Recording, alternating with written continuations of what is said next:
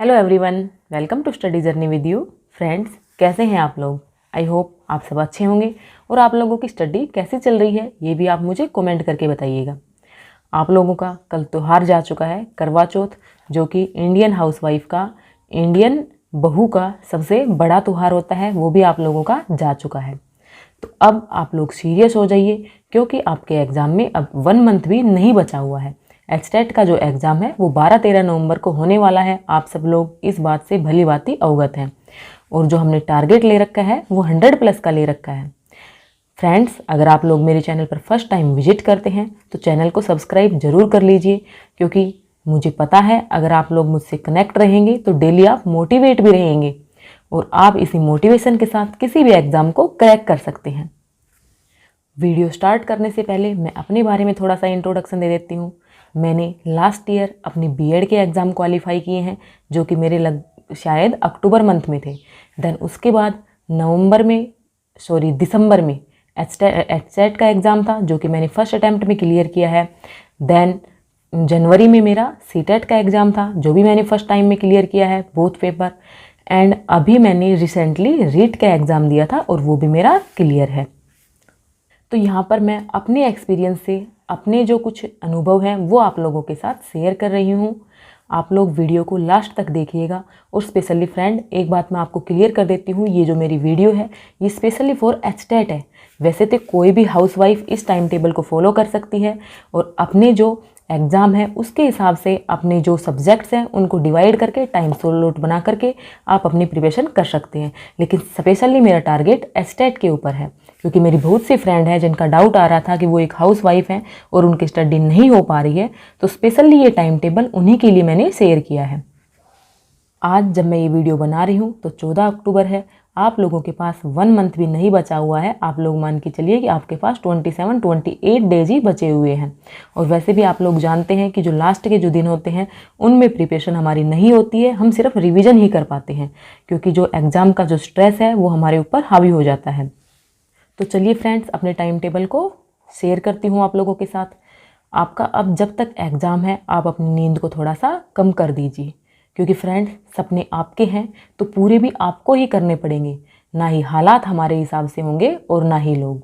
किसी दूसरे के ऊपर डिपेंड रहकर हम अपना एग्ज़ाम नहीं निकाल सकते, क्योंकि आप लोग अपनी फैमिली के साथ इतने लंबे समय से रह रहे हो। आप लोग जान चुके होंगे कि आपकी फैमिली आपको सपोर्ट करती है या नहीं करती है, या आपको चीज़ों को खुद ही हैंडल करना है। तो जब सपने खुद देखे हैं तो उन्हें पूरा करने का जुनून भी अपना खुद का ही रखो। आप अपनी नींद को कम कर दीजिए, क्योंकि अगर हम सोएंगे तो सोते हुए जो सपने लेंगे वो सपने नहीं होते फ्रेंड्स। सपने तो वो होते हैं जो हम जगी आंखों से लिखते हैं, जो हम खुली आंखों से देखते हैं। अगर अपने सपनों को पूरा करना है तो हमें अपनी नींद को थोड़ा सा कम करना ही होगा। आप सुबह मॉर्निंग में 4 बजे उठ जाइए और ये टाइम टेबल आप, जो आपके पास टाइम बचा हुआ है 28 डेज़, उस टाइम तक इसको फॉलो कर लीजिए। और मैं गारंटी के साथ कहती हूँ कि आपका एचटेट का एग्ज़ाम अच्छे नंबरों से पास हो जाएगा। मैं सिर्फ ये नहीं कह रही कि आपके 90 ही आएंगे, नहीं, आप आराम से 100 और 110 के बीच पहुँच जाएंगे। 4 बजे उठने के बाद आप लोग फ्रेशन अप हो गए हैं और 4:15 पर आप अपनी स्टडी करने बैठ गए हैं। यहाँ पर आप 6 बजे तक अपनी स्टडी कर सकते हैं। अगर आपके बच्चे छोटे हैं, आपको उनको स्कूल के लिए तैयार करना है, या आपके हस्बैंड को ऑफिस जल्दी जाना होता है, तो आप अपने टाइम स्लॉट को 5:30 बजे तक भी रख सकते हैं। वो आप अपनी फैमिली की नीड के हिसाब से उसको कम बदल कर सकते हैं। मॉर्निंग में सबसे पहले आप उठते ही साइकोलॉजी को पढ़िए, क्योंकि साइकोलॉजी का एक साइकोलॉजिकल फैक्ट बताता है कि साइकोलॉजी हमें मॉर्निंग में पढ़ने से ज़्यादा याद रहती है। देन उसके बाद आप लोगों ने 6 से 9 बजे तक अपने जो ज़रूरी काम है उनको निपटा लिया है। आपके पास 3 घंटे हैं। आपको टारगेट सेट कर लेना है कि मुझे जितना भी काम है उनको इन 3 आवर्स में ही कंप्लीट करना है। तो आपका काम ऑटोमेटिकली उन्हीं 3 आवर्स में ख़त्म हो जाएगा। अदरवाइज़ तो आप पूरे दिन लगे रहिए। घर में काम इतने होते हैं कि कभी ख़त्म ही नहीं हो सकते।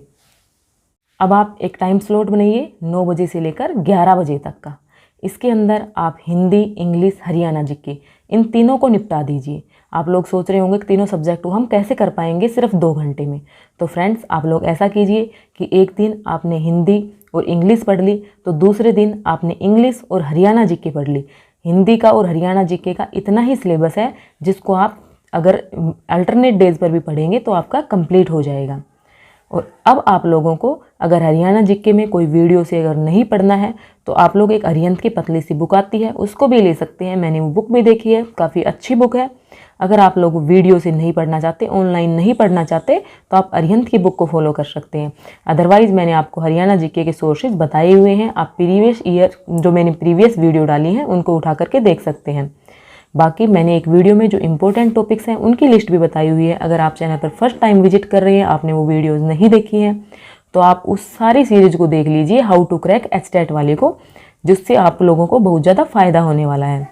अब जो आपके काम बच गए थे उनको आप 11 से 1 बजे तक निपटा लीजिए।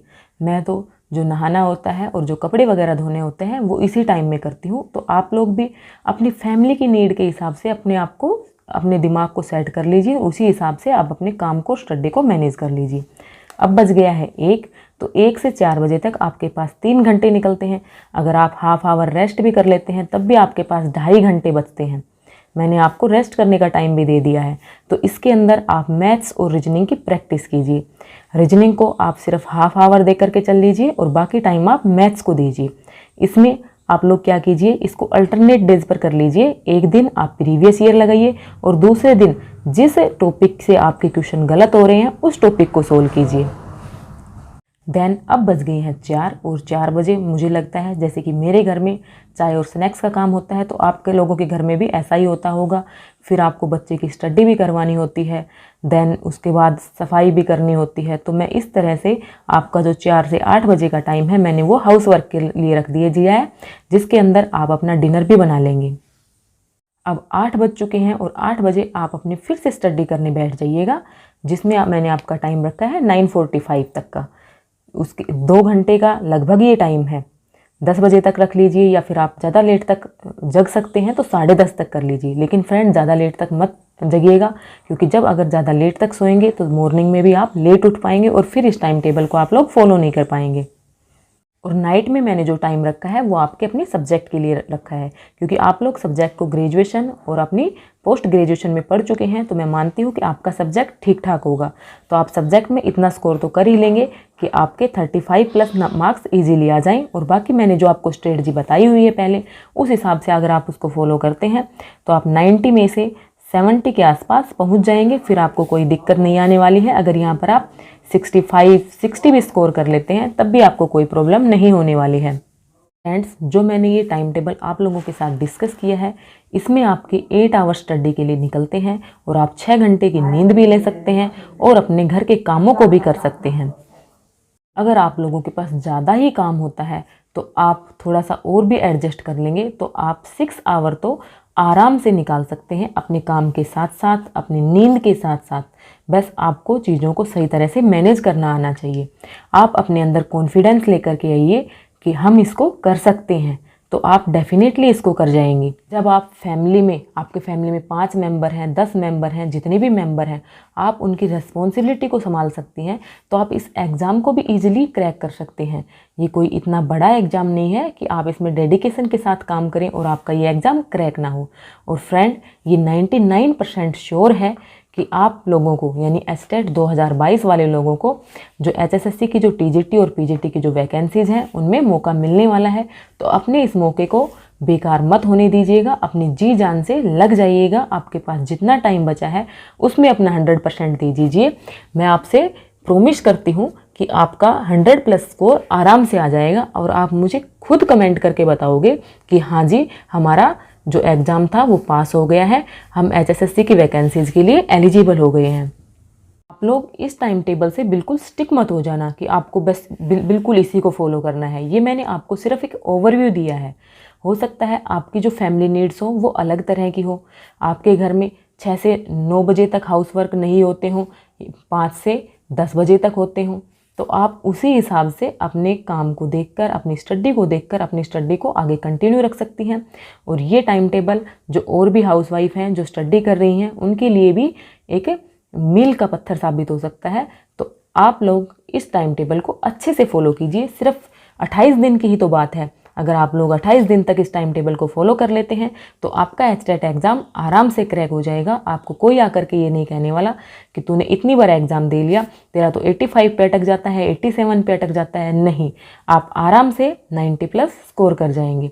अपने अंदर विश्वास लेके आइए। मैं हमेशा कहती हूँ, believe in your self, you can do it, you can definitely do it, और हम ज़रूर जीतेंगे एक दिन।